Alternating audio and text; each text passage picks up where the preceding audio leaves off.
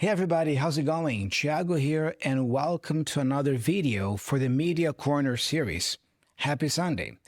In case you're new here, the Media Corner series is a series of videos here on the channel where every Sunday, whenever possible, I share a lesson here teaching you English with a media clip. It could be a movie clip, a TV series clip, a song, and as in the case of today, we're going to be looking at a video here on YouTube and learning some English with it, and also thinking a little bit because the message from the video is really nice. In case you're new here, this channel is designed to help intermediate and advanced learners of English communicate with more confidence, more accuracy, more clarity, and more awareness. So if this sounds like something you want for yourself in your English, subscribe to the channel here on YouTube and follow the channel so you don't miss a single new video. And let's get started with today's video. For today's Media Corner, I'm going to be playing here for you a short clip from Robert Greene. Robert Greene is a famous American author, and he has written many books. But perhaps his most famous book, I would say, is The 48 Laws of Power. It's a great book, by the way, really informative. I learned a lot when I read this book, and I think it has some pretty cool ideas about how to live a good life, how to carry yourself in the world, and things of that nature. So in this video today, he's talking about how to stop being lazy. So if you feel like you are a lazy person, how can you stop being so lazy? So let's see what he has to say and learn some English in the process. Let's get started. We can become incredibly lazy because there's no necessity. So you have to create necessity in your life. You have to create the need to get things done. Really cool, yeah. So from the get-go, he has some pretty good point here, yeah? So maybe the reason why you feel lazy is because you haven't felt the need to get something done, the necessity. So you gotta create that necessity for yourself. It has to be a need, so you are motivated to actually go out there and do it. Okay, so let's see what else he has to say about that.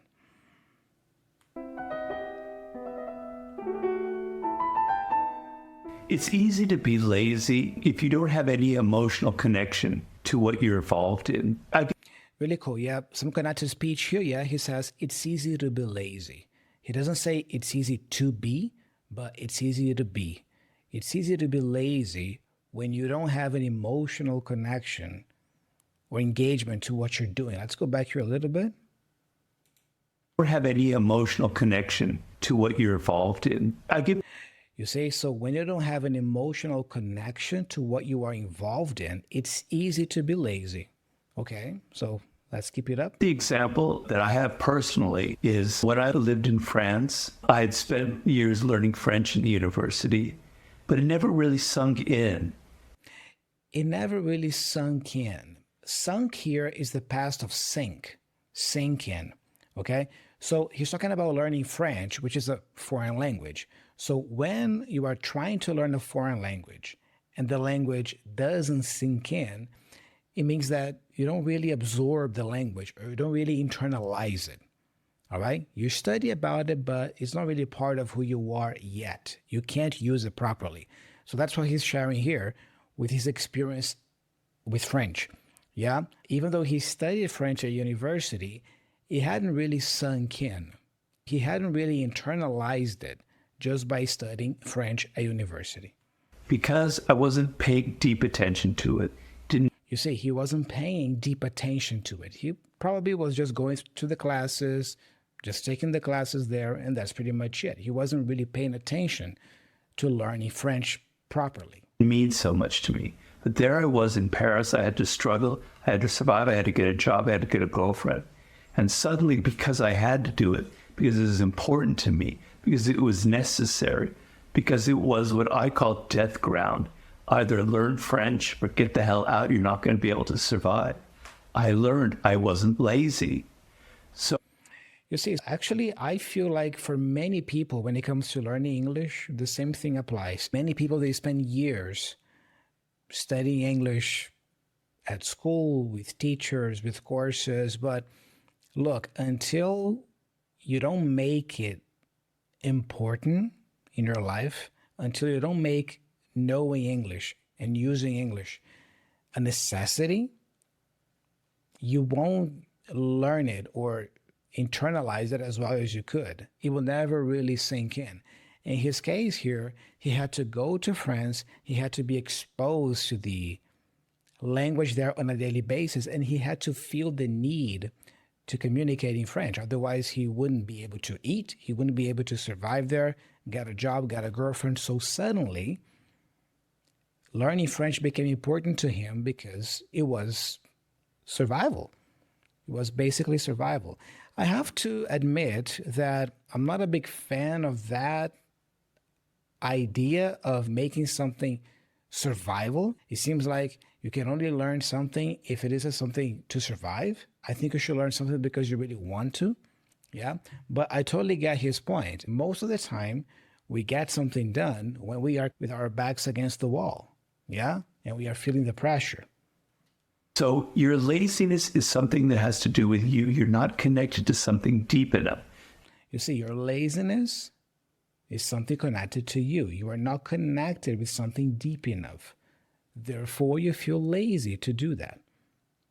Think about anything that you are trying to accomplish in your life. It could be learning English, but it could be going to the gym more often, maybe eating more clean. If you try to do these things in the past, but you failed, or if you feel lazy to do them, probably it's because you don't feel a deep connection with these things, because you don't feel the need, the necessity yet to do these things. That's pretty much what he's communicating here.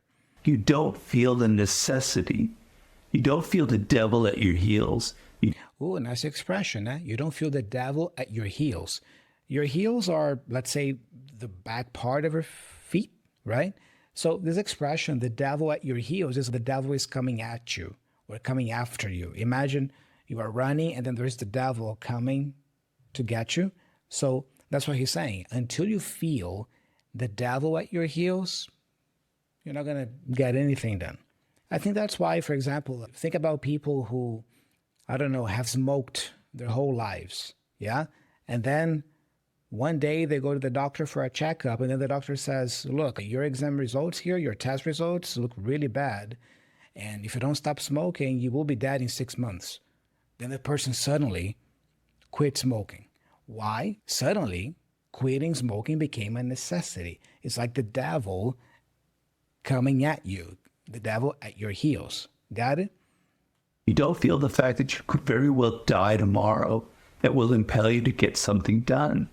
He's using a very nice word here as well, impel you, that will impel you to get something done. Listen again. You don't feel the fact that you could very well die tomorrow that will. Also, he says, die tomorrow. Yeah, he doesn't say tomorrow, but tomorrow. Die tomorrow. Listen again. Feel the fact that you could very well die tomorrow that will impel you to get something done. That will impel you to get something done. When something impels you, something drives you, forces you to do something. Impel, drive, force. There's no necessity behind it. And the human animal, the way we were created, is when we feel pressure, we feel the necessity to get things done. We can move mountains, and we had to.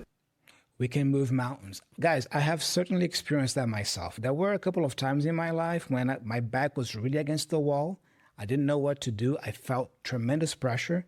But suddenly, I became more hardworking. I became more creative. And I turned the situation around. Yeah? So it's what he's saying here. When we feel pressured, when we feel cornered, we can move mountains. Yeah? We can accomplish amazing things because suddenly things become a necessity.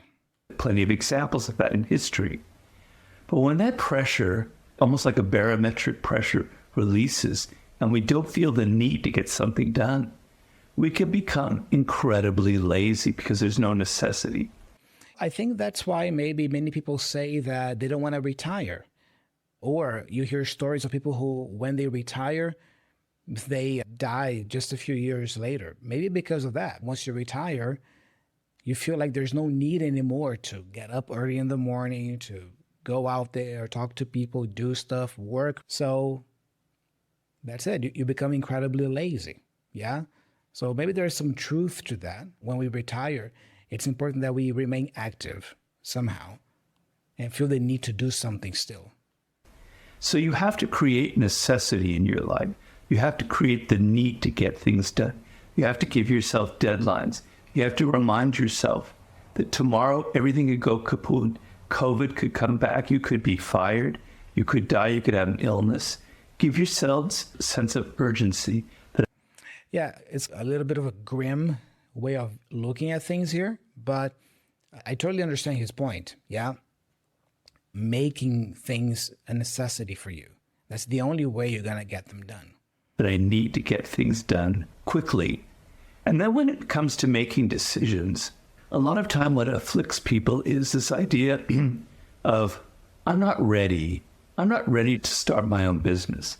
I'm not ready to quit this job.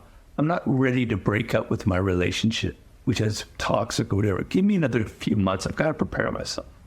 I want you to get this idea that you are ready, that you have to try and do things before you think you are ready. Yeah, that's another great point. Many times we feel paralyzed because we feel we are not ready yet. Let's say learning English, right? Oh, when I'm able to afford a course, I'll start learning it. When I'm able to hire a private teacher, I'll start learning.